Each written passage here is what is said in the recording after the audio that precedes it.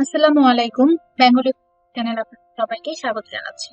আজকে আমি আপনাদের সাথে শেয়ার করব একটি মজার স্বাদের পুডিং এর রেসিপি, আর সেটা করছি লিচু দিয়ে। লিচুর পুডিং খেতে অনেক মজার এবং সুস্বাদু, ছোট বড় সবাই খুব পছন্দ করে থাকে।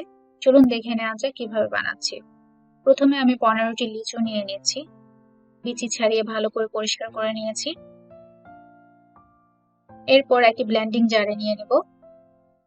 পানি অ্যাড করছি 1.5 কাপ।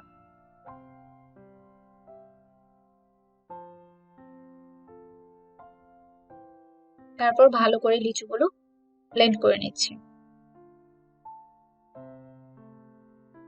লিচুটা ব্লেন্ড হয়ে যাওয়ার পর যে জুসটা পাবো সেটা আমি একটি ছাঁকনি দিয়ে ছেঁকে নিচ্ছি। একটি চামচ দিয়ে চেপে চেপে ভালো করে ছেঁকে নিতে হবে।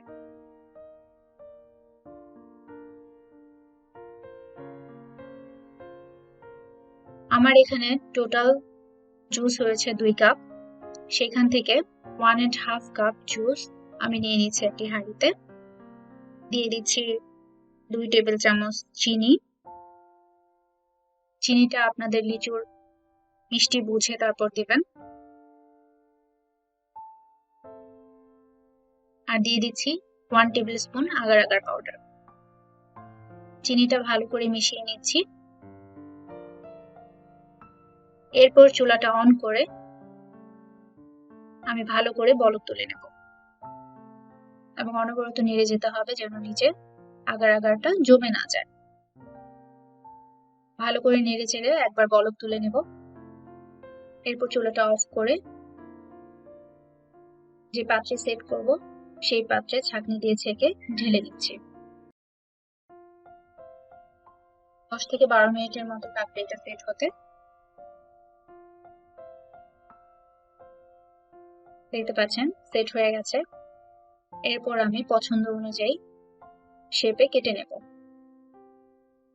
এক্ষেত্রে আমি কুকি কাটার ব্যবহার করছি, আপনারা আপনাদের পছন্দ অনুযায়ী কেটে নেবেন।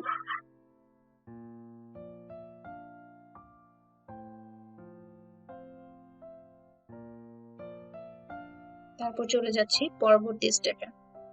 যে 1/2 কাপ জুসটা ছিল সেটা দিয়ে দিচ্ছি হাঁড়িতে, সাথে অ্যাড করছি 2 কাপ পানি এবং চিনি দিচ্ছি 1/3 কাপ। আগার আগার পাউডার দিচ্ছি 1/2 টেবিল স্পুন। ভালো করে চিনিটা গলিয়ে নিচ্ছি। দিয়ে দিচ্ছি সাইট্রিক অ্যাসিড 1/4 টিস্পুন। সাইট্রিক অ্যাসিডটা অবশ্যই দেওয়ার চেষ্টা করবেন, এতে করে পুডিং এর টেস্ট ভালো আসে, টক মিষ্টি একটি স্বাদ পাওয়া যায়। চিনিটা ভালো করে গলিয়ে নেব এবং এই জুসটাও আমি একবার ভালো করে বলক তুলে নেব। এই জুসটা একটু ট্রান্সপারেন্ট হবে। আমি ছোট কাপের মতো নিয়েছি। এগুলোতে যেই শেপগুলো করে কেটে নিয়েছিলাম সেই পুডিংটা দিয়ে দিচ্ছি। আপনারা যে কোনো পাত্রে সেট করে নিতে পারেন কিংবা একটি পাত্রেও সেট করে নিতে পারেন। এভাবে করে নিলে বাচ্চারা খুব পছন্দ করে। তারপর যে ট্রান্সপারেন্ট অংশের জুসটা ছিল সেটা ঢেলে নিচ্ছি। রুম টেম্পারেচারে ঠান্ডা করে নেব। 1 থেকে 2 ঘন্টার মতো সময় লাগবে এটা সেট হতে। তারপর ফ্রিজে রেখে সেট করে নেব। 2 ঘন্টা পর দেখুন একদম জমে সেট হয়ে গেছে।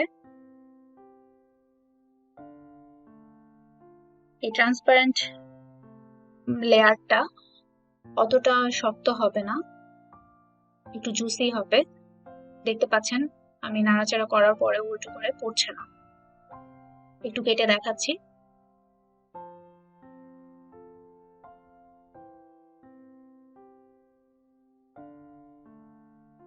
আশা করি আপনাদের বাসায় ট্রাই করে দেখবেন এবং জানাবেন কেমন হয়েছে। যদি ভালো লাগে আমার চ্যানেলটি সাবস্ক্রাইব করে পাশে থাকবেন। আবার দেখা হবে নতুন কোনো রেসিপি নিয়ে। ভালো থাকবেন, সুস্থ থাকবেন। আল্লাহ হাফেজ।